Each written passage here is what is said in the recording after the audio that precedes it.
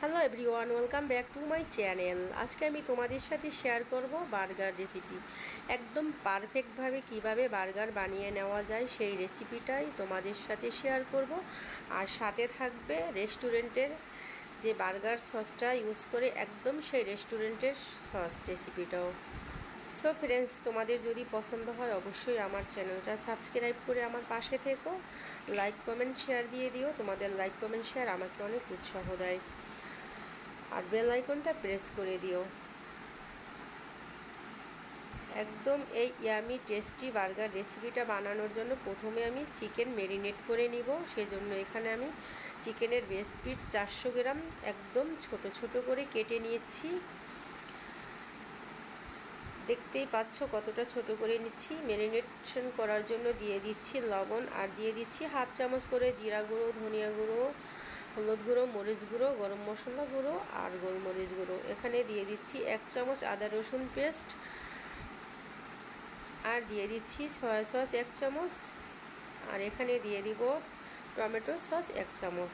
এখন আমি জাস্ট এটাকে মেখে নিচ্ছি, হাতে ম্যারিনেট করে নিচ্ছি একটা চামচের সাহায্যে। ছোট ছোট টুকরা যেহেতু চামচ দিয়ে ম্যারিনেট করে যদি নেই হয়ে যাবে, ম্যারিনেট করে নিচ্ছি।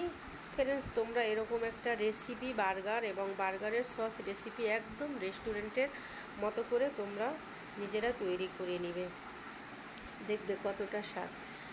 আমি 10 মিনিটের মতো রেস্টে রেখে দিয়ে আমি যাব সসটা বানানোর জন্য। সসটা বানানোর জন্য এখানে আমি একটা ব্লেন্ডারের মিক্সিং জার নিচ্ছি, আর নিয়ে নিচ্ছি একটা নর্মাল টেম্পারে থাকা ডিম।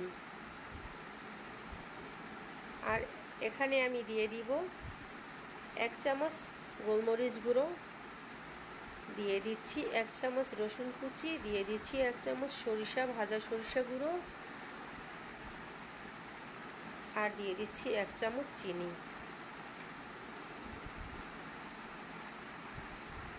আর এখানে দিয়ে দিচ্ছি 1 চামচ গুঁড়া দুধ, আর এখানে আমার প্রয়োজন হবে 1 চামচ লেবুর রস, বাট আমি 1 টুকরা লেবু চিপিয়ে দিয়ে দিচ্ছি, এতে 1 চামচ হয়ে যাবে।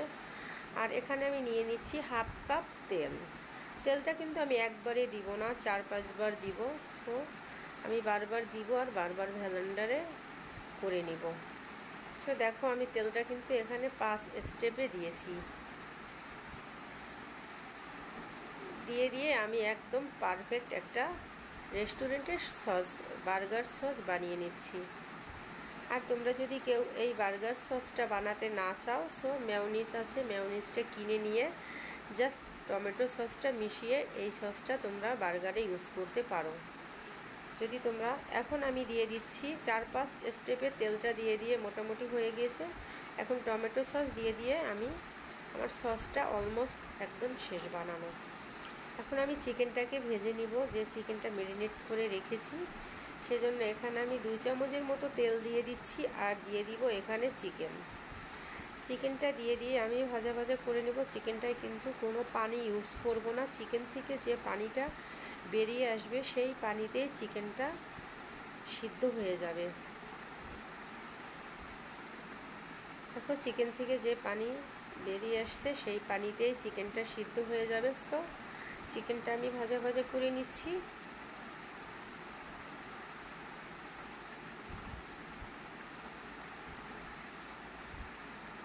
আর চিকেনের বেস্ট পিস যেহেতু এই পিসে বেশি একটা ঝালের প্রয়োজন হয় না। সো ভাজা করে নেওয়া একদম শেষ। এখন আমি জাস্ট এটাকে উঠিয়ে নিব। উঠিয়ে নিয়ে একটা সাইডে রেখে দিয়ে ঠান্ডা করব। আর এরই ফাঁকে আমি এখানে নিয়ে নিচ্ছি বার্গার বান। এটা হচ্ছে হক বেকারির বার্গার বান। এটা দিয়েই আমি বার্গারটা বানিয়ে নিব। আর এই বার্গারের রুটিটা আমি জাস্ট মাঝখানে একটু কেটে নিচ্ছি। আমি এখানে 4টা বার্গার বানাবো। 4টা বার্গারের জন্য 400 গ্রাম চিকেন নিয়ে নিচ্ছি। আর বার্গার বানটা আমি জাস্ট কেটে নিচ্ছি। কেটে নিয়ে আমি একটু এই বার্গার বানটা একটু তাওয়ায় ছেঁকে নেব। সো এখানে বসিয়ে দিয়েছি একটা হাঁড়িতে আমি এই বার্গার বানটি 1 মিনিটের মতো একটু ছেঁকে নিচ্ছি। ফ্রেন্ডস, অবশ্যই তোমরা এরকম একটা রেসিপি ট্রাই করবা।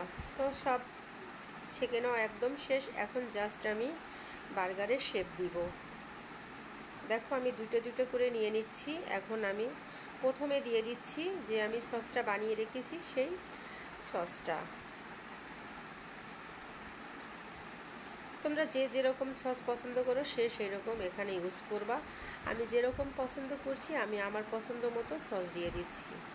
তোমরা যত বেশি পছন্দ করো বেশি দিবা, কম পছন্দ করো কম দিবা, বাট আমি আমার পছন্দ মতো দিয়ে দিচ্ছি। আর এখন একে একে দিয়ে দিচ্ছি চিকেন, ভেজে রাখা সেই চিকেনের পিস টুকরা দিয়ে দিচ্ছি। আমি আমার পছন্দ মতো কিংবা আমি আমার টেস্ট মতো দিয়ে দিচ্ছি, তোমরা তোমাদের টেস্ট মতন দিয়ে দিবা। এখন জাস্ট টমেটো দিয়ে দিচ্ছি দুই টুকরা শসা দিয়ে দিব টমেটো সস।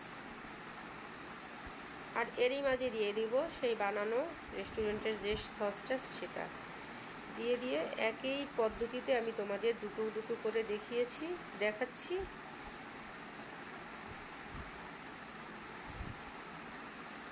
সো ফ্রেন্ডস, অবশ্যই তোমরা ট্রাই করবা। যদি ট্রাই না করো তোমরা বুঝবা না এটা কতটা টেস্টি হয়েছে।